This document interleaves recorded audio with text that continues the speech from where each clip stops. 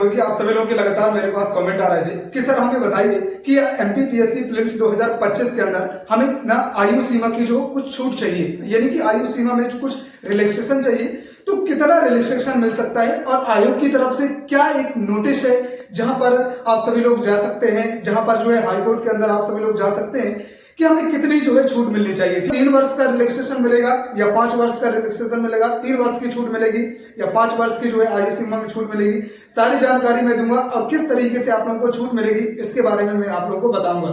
ठीक है ना। जैसा कि आप सभी लोग जानते होंगे, देखिए अभी कोविड-19 के समय तो चल नहीं रहा कि कोविड, जैसे आप सभी लोगों ने देखा कि 2-3 साल पहले अभी जो है कोविड आया होता है, ठीक है ना। तो कोविड का समय चल रहा था, तो वहां पर बहुत सारे बच्चों ने इस बात को लेकर जो है आयोग के सामने गए कि सर कोविड का टाइम था तो हम लोगों का जो है समय खराब हो गया, वहां पर कुछ पेपर नहीं हो पाए, कोई किसी तरीके से पढ़ाई में जो है समस्याएं आ गई ना। तो इन सारी चीजों को लेकर जो है बहुत सारे जो है बच्चे गए और वहां पर कहा, तो वहां पर कम से कम 3 से 5 साल का जो है रिलैक्सेशन मिला। ठीक है ना। सारी की सारी परीक्षाओं में, हालांकि जो है एमपीपीएससी में ही नहीं बल्कि जो है देश की, पूरे देश भर के भारत में जितनी भी परीक्षाएं होती है सारी परीक्षाओं में जो है रिलैक्सेशन मिला।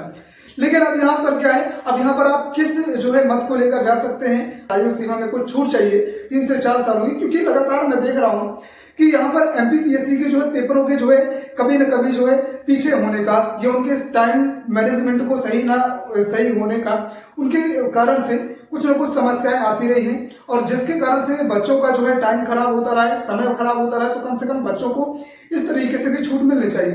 तो मैं सरकार से भी, मेरा जो है विनम्र निवेदन है और आयोग से भी कि कृपया करके, बच्चे लगातार इस बात को मांग कर रहे हैं, क्योंकि मैं ऐसा इसलिए कह रहा हूँ, इसलिए बच्चों की तरफ से मांग कर रहा हूँ क्योंकि बच्चों का लगातार मेरे पास कमेंट सबसे ज्यादा इसी बात पर आ रहा है और इसी बात से बच्चे मेरे पास सवाल पूछ रहे हैं कि सर कम से कम कुछ ना कुछ करके ना कम से कम 3 साल की जो है आयु सीमा तो बढ़वा दीजिए ना, कम से कम 3 साल, 5 साल नहीं तो 3 साल नहीं तो बढ़वा दीजिए ना। और बच्चे ना फिलक फिलक कर रोते हैं, वो कहते हैं कि सर हमारे पास, हमारे माता पिता के पास ना एक वक्त की रोटी कमाने के लिए पैसे नहीं रहते, हमारे दूसरे के जो है मजदूरी करके, यहाँ वहां से मजदूरी करके जो है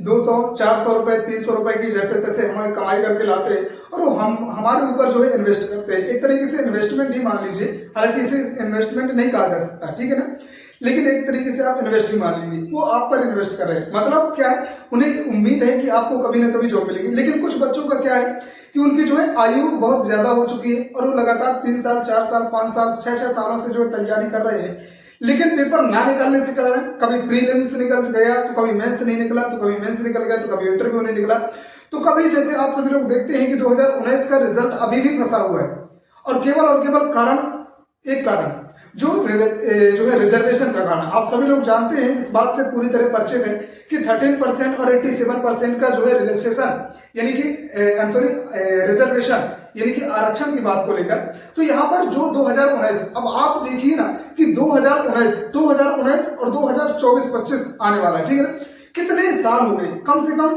2019 बोले तो 2024, कम से कम बताइए 6 से 7 साल से ज्यादा हो रहे हैं, ठीक है ना। और यहाँ पर आप लोग एवरेजन देखिए तो 6 से 7 साल तो हो ही गए ना, लेकिन सरकार को सोचना चाहिए ना कितना समय हो गया, बताओ। शर्म नाम की चीज है नहीं, शर्म नाम की चीज नहीं, ना तो सरकार को, मैं खुलेआम बोल रहा हूं, मुझे डर नहीं है, सरकार को और ना ही आयोग को और सुप्रीम कोर्ट महोदय, हाई कोर्ट महोदय, जो भी महोदय है, उनसे भी कितनी दरख्वास्त करेंगे आप। और कहते हैं ना कि बच्चे आवाज उठा रहे हैं, आवाज क्यों नहीं उठाएंगे, बताओ। कहां तक तुम्हारे पीछे, कहां तक तुम्हारे तालमों को चाटेंगे हम, कितना तुम्हारे पीछे। अब बताओ ना 6 साल में, अरे महीने नहीं लगते, जिंदगियां लोगों की गुजरती हैं, महीने नहीं लगते, लोगों की जिंदगियां गुजर जाती हैं। अभी आपने देखा हाल ही में जो है दिल्ली में एक किसी कोचिंग सेंटर के अंदर आप लोगों ने देखा कम से कम 8 से 10 बच्चों की जो है मौत हुई वहां पर। तो किस तरीके से जो है बच्चों को किस तरीके से कहां तक परेशानी होती है, तो दूसरों को थोड़ी ना पता चलेगा, उन्हें समझ में उन लोगों को आएगा ना जिनके बच्चे की किसी न किसी तरीके से कुछ हुआ है, जिनका परिवार का एक बच्चा गया हुआ है। बराबरी का अगर बच्चा, बोलते हैं ना, बराबरी का बच्चा अगर माता पिता की एक उम्र सीमा के बराबरी का हो जाए और उस बच्चे को कुछ हो जाए ना, तो उस माता पिता से ज्यादा और किसी को जीवन में परेशानी नहीं हो सकती। तो ये भी समझने वाली बातें हैं ना दोस्त, कि यहाँ पर बस हम पेपर देते रहे। तो यही बात सुनते हुए बहुत सारे जो है बच्चों का रिक्वेस्ट है सरकार तक, मैं कहना चाहूंगा कि वीडियो को ज्यादा से ज्यादा शेयर करना, ताकि सरकार और आयोग तक जाए, ताकि उन्हें ये समझ में आए कि हाँ बच्चे मांग कर रहे हैं, लगातार मांग कर रहे हैं कि हमें कम से कम ना आयु सीमा में छूट मिलनी चाहिए। और मैं जरूर कहना चाहूंगा कम से कम 5 साल की छूट मिलनी चाहिए, 3 साल की नहीं बल्कि 5 साल से। और मैं आप लोगों को बता दूं कि आप लोगों को जितने भी लोगों को परेशानी है ना, ये उम्र सीमा बढ़वानी है, तो जरूर आप जाकर हाई कोर्ट में जाइए और वहां पर याचिका दायर कीजिए, वहां पर आयु सीमा में जो है छूट की मांग कीजिए और आप लोगों को जो प्रॉब्लम है उस प्रॉब्लम को बताइए। वहां पर जो है आप पूरी तरीके से मेंशन करिए और वहां पर एप्लीकेशन लगाइए, जिससे आप लोगों को जो है छूट मिलने के बहुत चांसेस हो जाते हैं। अगर जो है हाईकोर्ट ने ये फैसला सुनाया और आपके पक्ष में रहा कि हाँ छूट मिलनी चाहिए आपको, जो है देखते हुए आप लोगों का जो भी प्रॉब्लम है उसे देखते हुए अगर आप लोगों को जो है उसका जो है फैसला रहा आपके ऊपर, तो जरूर मुझे वादा है कि आप लोगों का जो है उम्र सीमा बढ़ानी ही पड़ेगी आयोग को और आप लोगों को छूट मिलनी ही पड़ेगी। क्या पता कि आपने इतने बार पेपर दिया अभी तक आप लोगों को सफलता नहीं मिली, लेकिन क्या पता आपका अंतिम चांस हो, यही अंतिम चांस हो जिस पर आप लोगों को उम्र सीमा बढ़ जाने के कारण आप लोगों का सिलेक्शन हो जाए, यही आप लोगों के लिए बहुत हो सकता है। तो अंतिम जो है दरवाजे हैं आप लोग खटखटा सकते हैं जो है ना हाईकोर्ट के, जहां पर आप लोगों को सारी की सारी जो है प्रॉब्लम्स, आप लोगों की जो भी प्रॉब्लम क्रिएट हो रही है, सारी प्रॉब्लम आप लोगों की दिक्कतें जो है ये सॉल्व हो सकती है, ठीक है ना। बाकी आप इस तरीके से आंदोलन और धरने पर बैठते रहेंगे ना तो कुछ भी होने वाला नहीं दोस्त। आप सभी लोग जानते हैं पूरी तरीके से, मध्य प्रदेश की सरकार को भी अच्छे से जानते हैं किस तरीके से सब कुछ करती रही, कुछ कहने की जरूरत नहीं मुझे, ठीक है ना। और जो है आयोग तो बैठी हुई है गजेड़ी, है ना, मैं गजेड़ी ही कहता हूं हमेशा, क्योंकि जिस तरीके से जो आयोग में बैठे कोई एक व्यक्ति नहीं है। अगर हम कहें कि कोई एक व्यक्ति गलती कर रहा है तो कोई एक व्यक्ति नहीं, एक संस्था है, संस्था समझ रहे हैं ना। संस्था का मतलब है कि जहां पर एक डिपार्टमेंट, जहां पर बहुत सारे लोग काम करते हैं, और कोई ऐसा वैसा डिपार्टमेंट भी नहीं, ऐसा डिपार्टमेंट जो लोग है ना किसी समाज सेवक की जो है चयन करने जा रहा है, कोई ऐसी संस्था जो समाज में काम करने की और देश के लिए काम करने के लिए जो है ऐसे लोगों का जो है चयन करने जा रहा है। ऐसा एक आयोग, एक कॉन्स्टिट्यूशनल बॉडी, संवैधानिक निकाय है, ठीक है ना। तो अगर वो इस तरीके से गलती करे, वहां पर तो छोटी मोटी गलतियों के लिए भी हमें गलती नहीं माननी चाहिए, यही सोचता है ना। लेकिन वो छोटी मोटी कोई गलती नहीं है दोस्त।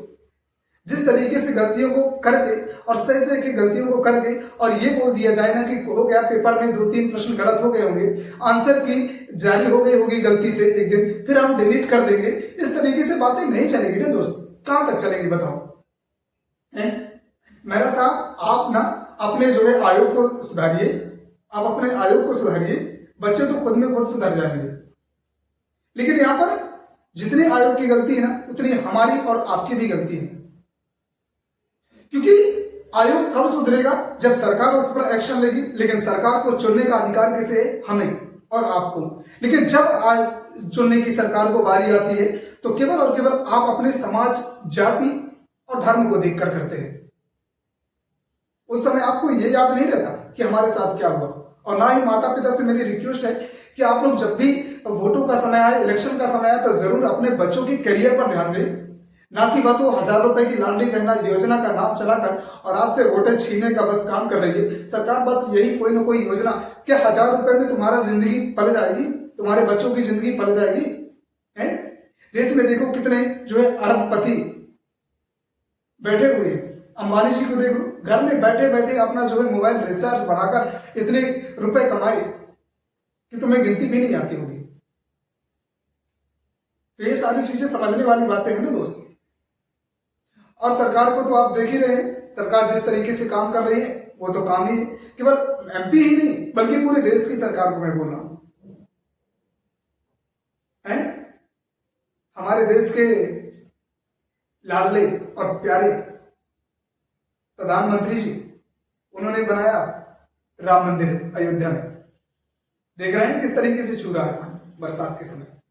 दिल्ली के अंदर आप लोग देख ही रहे हैं किस तरीके से पहले पानी की समस्या थी, पीने की समस्या, अब वहां पर दूसरी समस्या, बच्चों के अंदर किसी जो है बच्चे जो यूपीएससी की तैयारी करने जाते हैं, अलग अलग एग्जामों की तैयारी करने जाते हैं, तो उनके अंदर जो है किसी जो है लो कोचिंग सेंटर ही गिर गया, हद हो गई। तो किसने दिया उसे लाइसेंस? उसी सरकार ने दिया होगा। या हमने या तुमने? ये भी सब सोचने वाली बातें हैं ना दोस्त। तो बस बच्चों का जो कमेंट आ रहा था ना मेरे पास कि सर हमें बताइए कि कब हमारा जो है हमें जो है आयु सीमा उम्र सीमा में क्या छूट मिलेगी क्या नहीं मिलेगी। तो आप लोगों को जो भी दिक्कतें हैं आप लोग जाइए और पिटिशन दायर कीजिए हाईकोर्ट में। तो उच्च न्यायालय जो है आप लोगों का जो है जो भी आप लोगों के दायरे में अगर फैसला होगा तो जरूर आप लोगों की जो है आयु सीमा बढ़ेगी। ठीक है, आप लोगों को मैं बता दिया क्या करना है आप लोगों को। और अगर जो लोग भी चाहते हैं कि और भी कुछ पोस्टों में किस तरीके से जो है इंक्रीज मिले वहां पर भी जाकर कर सकते हैं। ठीक है, तो thank you, best of luck. अगर जानकारी अच्छी लगी हो तो मेरे साथ जुड़ सकते हैं, चैनल को सब्सक्राइब कर सकते हैं, लाइक कर सकते हैं, और अगर पसंद ना आए वीडियो तो बिल्कुल चैनल को अनसब्सक्राइब करें और अनलाइक कर दें। ठीक है ना, लेकिन मैं आप लोगों से वादा करता हूं कि जब तक सरकार के सामने हम हमेशा से आवाज उठाते रहेंगे, जब तक सरकार हमारे और आपके साथ अन्याय करती रहेगी, जब जब युवाओं के साथ अन्याय होगा, जब जब देश में भर्तियों में किसी तरीके की गड़बड़ी होती रहेगी, हम जरूर आवाज जरूर मैं उठाता रहूंगा। बस आप लोगों का सहयोग चाहिए दोस्त, आप लोगों का सहयोग चाहिए। ठीक है ना, बस लास्ट में इसी के साथ मैं एक और इम्पोर्टेंट जानकारी के साथ इस वीडियो को अंत करने जा रहा हूँ, लास्ट करने जा रहा हूँ कि देखिए किसान सम्मान निधि जो आती है ना किसानों के लिए खासकर, और अपने माता पिता को जरूर बताना अगर आपके माता पिता किसान है, किसान सम्मान निधि जो आती है ना उसको लेकर जो है एक मैसेज आ रहा है ज्यादातर मोबाइल फोनों में। तो उनको तो उस जो है मैसेज के अंदर एक जो है लिंक रहती है, उस लिंक को टच ना करें। ठीक है ना, आप लोग देखिएगा यहाँ पर एक हाल ही में जो है एक न्यूज है कि यहाँ पर जिस तरीके से जो है हैक हो जा रहा है फोन, तो हैक होने से सारा का सारा अकाउंट खाली हो जा रहा है। तो आप सभी लोग ना अपने माता पिता को जरूर बोलिए कि इस तरीके के अपने मोबाइल